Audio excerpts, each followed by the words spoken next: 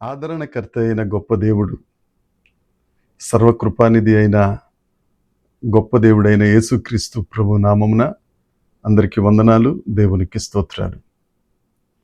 ఉన్నత దుర్గమైన దేవుడు, పరాక్రమశాలి అయిన సైన్యములకు అధిపతి, మనలను ప్రేమించి ఆయన కాపుదలలో మనలను బ్రతికిస్తూ రాత్రి సమయమందు మంచి నిద్రను దయచేసి ఎందరికో లేని ఈ మంచి రోజును దేవుడు మనకు అనుగ్రహించినందుకై సమస్త మహిమ ఘనత ప్రభావములు యేసయ్య ఒక్కరికే చెందునుగాక.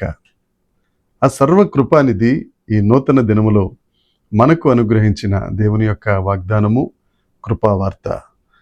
2వ కొరింథీయులకు పౌలు గారు వ్రాసిన పత్రిక 1వ అధ్యాయము 3వ వచనము.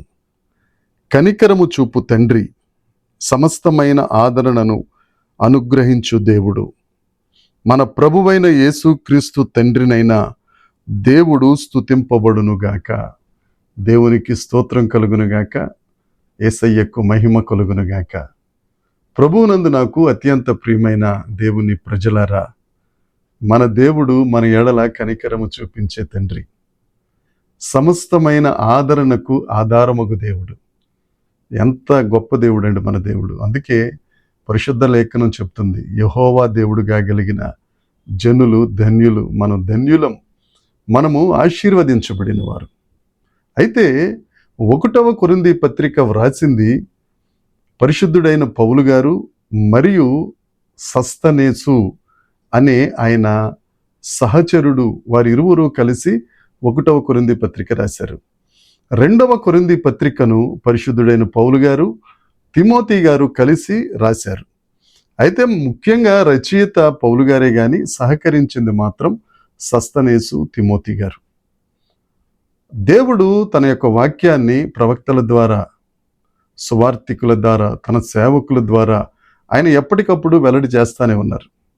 ఈ కొరింథీ పట్టణము దేవుణ్ణి ఎరుగని పట్టణం.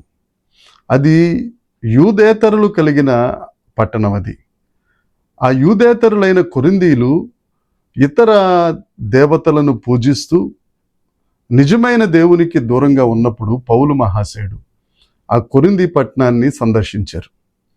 ఆ కొరింథీ పట్టణంలో పౌలు గారు సంచరిస్తున్నప్పుడు దేవుడు అన్నారు, పౌలా, ఈ కొరింథీ పట్టణంలో నా కొరకు అనేక మంది జనులు ఉన్నారు, నేను అనేకులను ఏర్పాటు చేసుకున్నాను అని అన్నప్పుడు పౌలు గారు సువార్తను ప్రకటించిన తరువాత అక్కడ ఒక సంఘం కట్టబడింది.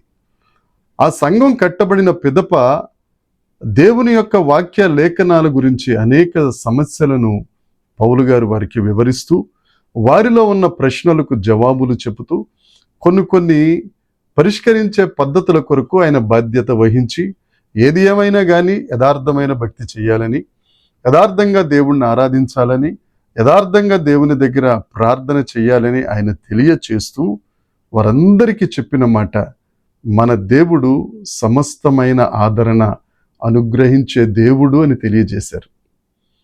దేవుని యందు ప్రియమైన వారులారా, ఒక్క మాట, మన దేవుడు ఎలాంటి వాడో మనకు తెలియకపోతే, మనం ఎవని సన్నిధిలో ఉన్నామో ఆయన ఔన్నత్యం ఏంటో మనకు తెలియకపోతే ఆయనను మనం హృదయపూర్వకంగా ఆరాధించలేం. ఆయన కనికరం కలిగిన దేవుడు. నీవున్న ప్రతి పరిస్థితిని చూస్తూ నీ ఎడల కనికరించి, నీ ఎడల కృప చూపుతూ, నీ ఎడల తన దయ్యను వెల్లడి చేసి నిన్ను ఆదరిస్తున్న దేవుడు, సమస్త విధములైన ఆదరణను నీకు అనుగ్రహించే దేవుడు. ఆదరణ 2 అర్థాలు వస్తుంది. ఒకటి, నీకు ధైర్యం కలుగ చేయటం. రెండవది, నీకు సౌఖ్యమైన మాటలు చెప్పటం, నీకు సుఖంగా కలుగునట్లు ధైర్యం చెప్పే మాటలు తెలియచేయటం. అయితే ఈ ఆదరణ అనే మాట, ఈ కంఫర్ట్ అనే మాట గ్రీకులో పెరిక్లసిస్ అంటారు. పెరిక్లసిస్ అంటే దుఃఖంలో ఉన్న వారిని ఆదరించుట, కన్నీటితో కుమిలిపోతున్న వారికి ధైర్యం తెలియచేయుట. నువ్వేదైనా ఇబ్బందికరమైన పరిస్థితుల్లో ఉంటే నీ భుజం తట్టి, దేవుడున్నారు కదా అని దేవుని యొక్క ఔన్నత్యాన్ని బట్టి నిన్ను ధైర్యపరిచి, నీలో ఒక ఉజ్జీవమును కలుగజేసి కృంగిపోతున్న నిన్ను నిలబెట్టుట. నీకున్న బలహీనతలలో ఆదరణ ఇచ్చే దేవుడు, నీకున్న కష్ట నష్టాలలో ఆదరణ ఇచ్చే దేవుడు. ఒకవేళ ఆర్థిక పరిస్థితుల వల్ల నువ్వు ఇబ్బంది పడుతున్నావేమో. నీ కొరకు ఆయన దరిద్రుడై నిన్ను ధనవంతుణ్ణి చేసిన గొప్ప దేవుడు. ఆయన ఆదరణకర్త అయిన దేవుడు. కనీసం నువ్వు ఉన్న పరిస్థితులలో నీ భుజం మీద చెయ్యేసి నేనున్నాను అని చెప్పకపోయినా నీకు ఒక మంచి మాట చెప్పేవాళ్ళు కూడా కరువైన వేళ ఈ మట్టి బొమ్మను దేవుడు వినియోగించుకుని నీతో మాట్లాడుతున్నాడు. సమస్త ఆదరణకు కారణభూతుడైన గొప్ప దేవుడు.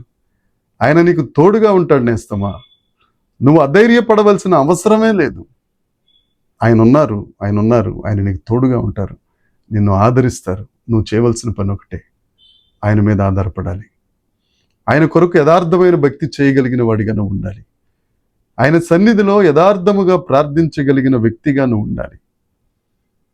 ఆయన కొరకు నిజముగా ఆయన మీద ఆధారపడగలిగిన వ్యక్తిగా నువ్వు ఉన్నప్పుడు నీ ఎడల కనికరం చూపిస్తారు, నిన్ను ఆదరిస్తారు. నిన్ను ఎక్కడైతే అవమానం చేశారో నిన్ను ఆదరించి నీకు ధైర్యం ఇచ్చి వారి ఎదుటే నీ తల పైకెత్తి నిన్ను గొప్ప చేసే గొప్ప దేవుడు యేసుక్రీస్తు ప్రభు. ఆయన నిన్ను కనికరిస్తారు, ఆదరిస్తారు.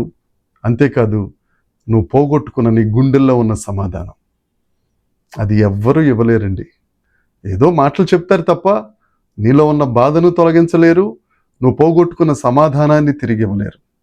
ఒకరు మాత్రమే నీకు సమాధానం ఇవ్వగలరు. ఎందుకంటే ఆయన సమాధానకర్తయగు దేవుడు. ఆయన నీకు సమాధానము దయచేయునుగాక. ఆయన పేరే యెహోవా షాలోమ్, సమాధానం ఇచ్చే దేవుడు, ఆశీర్వదించే దేవుడు.